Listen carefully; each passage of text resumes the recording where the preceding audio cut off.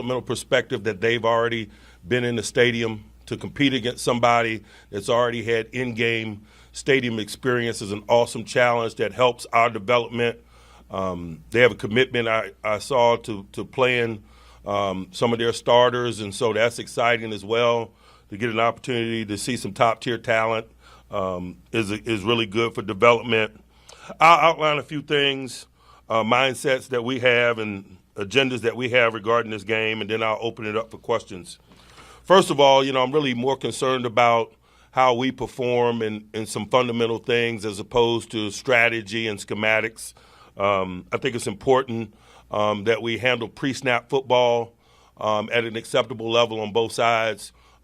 Cleanliness in terms of penalties, fluid shifts and motions offensively, adjustments and communications appropriately on defense, things of that nature. We can't be a group that's highly penalized. Want to set a nice high floor in terms of some of those things. We want to put our conditioning on display and continue to develop it. Really excited about fundamental things, blocking and tackling and ball searching and ball security, things that have been kind of the foundation of the beginnings of our development in this setting. I want to see people make routine plays routinely. Oftentimes we spend a lot of time or energy focused on the spectacular. There's a baseline expectation, particularly first time out, and I'll be excited about watching guys make routine plays routinely. In terms of player availability, I have about 7 guys that I'm scheduled not to utilize in this game. Isaac in the offensive line, Cam Hayward, T.J. Watt, Alex Highsmith along the defensive front. We'll get those guys ready to play. Those guys are veteran guys. They know what they're doing. I don't have any intentions of playing them in this game. But equally as important, it's just going to provide additional opportunity for others that I know less about and maybe need more runway from a preparation standpoint. And so we're going to, go with that group in terms of watching. There's been some guys that have dealt with minor training camp injuries and things of that nature that's limited them some. They won't participate as well. Talking about some established guys, Russ Wilson, Minka, Patrick Queen. Those 7 guys I don't have any intentions of utilizing in the game. Everybody else, man, I'm going to have a inclusive mentality about. Some of the guys are dealing with minor training camp injuries and so forth that limit them in some way. I'm going to leave the light on for everyone else. I'm hopeful that everyone else will have an opportunity to participate. But obviously we've got some football between now and then. We got a padded practice later on this morning that could alter that. And so those 7 guys I'm scheduled not to play. I got an inclusive mentality about all others and really excited about it. We've infused some developmental components in our work this week, play clock, et cetera. We're really focused on some 2-minute segments for game readiness, not necessarily with the quote-unquote ones, because those guys won't be in the game at the end of the half or the end of the game, but the 2s and 3s, their readiness relative to situational football and specifically 2-minute has our attention as we prepare today. And again, I think that's a mindset that needs to be reflected as well. These days are precious. We got a lot of work in front of us today. We're still very much Steelers versus Steelers today. As I mentioned, schematics and strategy is less important to us, and so we won't even begin to address Houston and what they might do and some of the things that we might be teeing up regarding them until tomorrow. We got another good Steelers versus Steelers day in an effort to continue to sort the 90, allow them to develop skills relative to their positions and show their capabilities. And so that process has been fun. Got some evaluation things to do, but obviously things aren't weighted the same. The in-stadium opportunity that's waiting on us Friday is a big one, and so we're excited about that. With that, I'll pause and open it up for questions. Mike, do you have any plan for how long you might use Justin Fields, and what have you liked about him that you've seen? I'm probably going to give that quote-unquote first unit and him included in that a couple of series. And what was the second part of your question? What's he done that you liked that you've seen here? I think he just comes to compete every day. He's got an awesome competitive spirit. We got a competitive environment. and it seems like he's enjoying it. He's doing a really good job of acclimating himself to it and his teammates and letting his talent show. Mike, yesterday, if I read you correctly, you had said that Justin's footwork had improved. Yeah. Expound on that process, if I'm right. Yeah, he just had a focus on his footwork in the pocket, body balance, posture in which he throws from. It's been a point of emphasis for him going into the offseason, and I've just seen the fruit of that labor or the attention that he's given it. Mike, what is the Queen dealing with? And does Minka have something, or are you just resting? Just minor day-to-day things, man. And again, sometimes if they're less than ideal because they're established players and they need less runway to be ready for the season, then I just simply, minimize them and provide opportunities for others. At what point do you become concerned about the lack of reps for Russ in the first-team offense? I'm not. Mike, is there any plan eventually to get Frazier some looks with the ones? Does he have to kind of demand those? Those opportunities are coming not only for him but for everyone. A lot of it, the speed in which it occurs, depends on how you perform against those that you are competing against. You guys seen Troy has gotten some opportunities because he's handled some of his other opportunities, and Zach's done a nice job, and I'm sure some one opportunities are coming his way. Did Troy get any reps at guard yesterday? Did not. Coach, Mike, go ahead. Mike Beanie obviously listed as a starter in the nickel or in the slot. So there's been with Cam not in there, that's been an opening. But what has he done to kind of earn that opportunity? But you said it. Like Cam's not in there. G. Arnold has missed some time with a soft tissue injury, and so I wouldn't overanalyze his positioning in terms of the depth chart. But to Beanie's credit, he has done some nice things in this camp and throughout the developmental process dating back to the spring.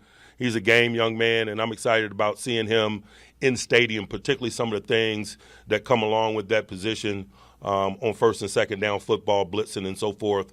I'm excited to see him in some real action there. When it comes to the preseason, like last year's first unit, the offense looked incredible. The season rolls around, doesn't kind of follow through. For us, I guess curbing the enthusiasm, just say you guys go out there Friday night and just lights out. What do you take from that? How do you kind of, squash the hype? I don't have a desire to. I don't have a need to. I don't worry about the hype, to be honest with you. The preseason is the preseason. The regular season is the regular season. Those of us that have been in this thing for a while know that there's a difference. It's football-like, but it's not necessarily football if you're talking about it from a regular season perspective. But it is significant in terms of our development and guys sorting themselves out. And relative to the work we're doing here, it's a significant step. And so we're excited about it from that perspective. Mike, did you watch the Hall of Fame game to see how they handled the kickoff? And is that something maybe you watch other games just to get a feel for how it's going to work or what? I think all of us globally are absorbing as much of that as we can for information. We've been all speculating for an extended period of time about some of the nuances of the play, how it might unfold and things of that nature. And I just think Hall of Fame games and others are going to provide evidence. And so I'd imagine everyone is looking at some of those things really closely. To the question about the preseason translating to the regular season, what in the preseason is indicative of the regular season? What are some things that you can kind of predict or see trend-wise that would carry over to the regular season? I don't know that I've spent a lot of time thinking about that. It's just a component of the process. I would imagine, as you push through the preseason, it gets more regular season-like. But again, there's an intensity and urgency in regular season that doesn't exist in the preseason. And obviously those that are participating, we're 90 right now trying to get to 53. And in the regular season, we are 53. And so just the quality of execution, the experience of some of the players is just at a different level. With the openings you have wide receiver, how have you seen that playing out so far in the first few weeks? I just like the way that group has worked. Getting to know particularly some of the new veteran guys in that group. Can't say enough about Van Jefferson and Scotty Miller, for example, guys that have shown really high floors in this process, man. They're really consistent in their performance, and they bring it every day, and that's kind of indicative of veteran players. Been pleased with the growth and the work coming from that group. Actively looking to add to that part of your depth chart? Or? I'll let you guys speculate on that. Do you want to see Broderick work at both tackle spots in his first preseason game? He has been, and so it's reasonable to expect that to continue, yes. Sticking with the O-line, who do you want to start instead of Isaac with him sitting out? We haven't even really discussed that yet. I'm just committed to not playing Isaac. As I mentioned today, we still have a Steelers versus Steelers practice scheduled this morning. And so as we get into this afternoon, as we get off the field, we'll really start to detail how we divide the labor up and specifically how much people are going to play and when. Mike, somewhat along those lines, what have you seen or liked about Mason McCormick so far? I like the fact that he doesn't shrink from competition. You got to acknowledge just a significant step up from FCS ball to the NFL. But he's not shrinking in the face of that. He's showing a strong belief in self. And I just think that that's a good platform in which to grow from. Belief in self, running to competition. And so he's gotten better in a hurry, and I'm going to be excited about watching that continue. How do you weigh the fact that Frazier is a rookie, but also at the same time Herbig is kind of learning, specifying a new position at center himself? Herbig's got experience at the position. I wouldn't say that it's new to him. He's done it in the NFL. He's got starter experience at the position on other teams in the NFL, and so I don't know how I would describe him as inexperienced in it. Growth of the receivers. How would you assess the growth of the offense so far and what you've seen during camp here? I like some things. I think we've done some nice things on a lot of fronts. Running the ball, play action pass, stretching the field vertically in the play action passing game. But it's ebb and flow. It is in development. There's been some days that I'd like to see us take care of the ball better. We've turned the ball over some. But those things happen in an environment like this. And so I've been generally pleased with the trajectory of it, acknowledging that there's 2 steps forwards, 1 step back from time to time. But I think that can be indicative of all of us or any of us individually in this process. Installing a new offense, how instructive can it be to face somebody else's defense who's trying to pick it apart for the first time and get a look at ways maybe they might have tried to attack it? I really think just right now it's focus on self and less about the strategic component of others, whether it's the defense or the Houston Texans, which we face right now. When you're really laying a foundation, a platform in which to build from through the rest of this process, it's man versus self and how we perform and what we do and the quality in which we do it.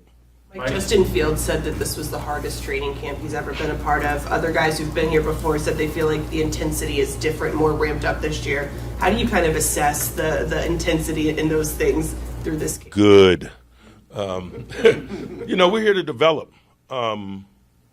You can't box without sparring is the analogy that I use. And we play an intense game, competitive game. And I'm not doing these guys justice if I don't create an environment that is reflective of what's waiting on us. Compared to your first camp here? Man, that was a different time. That was medieval times. But it's relative in that, you think about it, man, it might be Cam Hayward and Russell Wilson are the only guys in this camp that's ever been in a 2-a-day at any point in their life. Several years back, man, at various levels of football, man, 2-a-days got eliminated. And so back when I first started, 2-a-days were commonplace. Matter of fact, every day. And so there's things culturally that has changed in the game that these guys don't even have a frame of reference regarding. And so it doesn't enter my mind as I compare what we're doing now to my past experience. It's really irrelevant. These guys don't know what a 2-a-day is. What do you think has led to the increased intensity this year that the guys are mentioning? I don't know that I've thought about comparing it to things in the past. I like the intensity. I don't necessarily describe it as increased intensity. Same lines of medieval ball. The Joey Porter, George Pickens back and forth we see this camp, is it analogous to the A.B. Ike Taylor matchup of years past? I think those matchups always occur in a setting like this. The familiarity associated with Steelers versus Steelers, meaning 1s on 1s, 2s on 2s. you get high intensity matchups. I've liked the Freiermuth D. Elliott matchup, for example, has been on display here, and so there's a lot of those, and it is reflective of things in the past because I'm not looking for the feel good. I don't go ones versus twos versus ones. I want to sharpen iron on iron, and so it gets intimate at times. Mike, you've had a couple of first-round pick tackles. What has Dan Moore done to kind of hang on to that position? He's done a really nice job. He's come in shape and prepared. He's professional and highly competitive daily. Season games, how important, for these guys trying to make the 53, the guys on the bubble, how important, I guess, can you see something within those 3 games? And has there been a guy that went lights out in the preseason and got on the 53? Every year. There's a component of in-stadium play that you can't anticipate. Somebody always surprises you in a positive way. Somebody always surprises you in a negative way. And that's just a component of it. I'm always open-minded and excited about seeing who they are under those circumstances. And I'm, quite frankly, never surprised when someone runs their way onto this football team with their efforts in preseason. Talking about slightly old-fashioned things, you've used a lot more of the fullback position than you have in previous camps. What led it to taking a greater look at using more of that position? It's probably just reflective of Arthur's approach to ball and the fact that we have a new play caller and coordinator of offense. Is this an audition for Justin to push for that starting job, or can you not really do that with a couple series? I think everything is an audition. Everything that we do is an audition, not only for him but for others. Would you still categorize this as a quarterback competition? If it is, how do you weight what happens on the practice field here versus what happens in a stadium? Very much is a competition. What happens in stadium is weighted heavier than what happens in a practice setting because it's more game-like. Do you still view Russell as having that pole position and being ahead of Justin in that? You guys saw the depth chart that I released yesterday. That is real. Do you know if anybody's going to wear the Guardian cap in game now that that's allowed? I have no idea. Anyone else? With Peyton Wilson, it looks like he'll get a chance to play more. What have you seen from him, and how important is this game? Really like his athleticism. It's on display. You feel it. You see it. Also like his level of conditioning. I thought he's coming to this thing prepared, and that's allowed him to absorb additional snaps. Days like when I minimized Patrick Queen has been really good opportunities for him to get work and elevated work. And so it's been a good process for him. Anyone? All right. Thanks, guys. Thank you.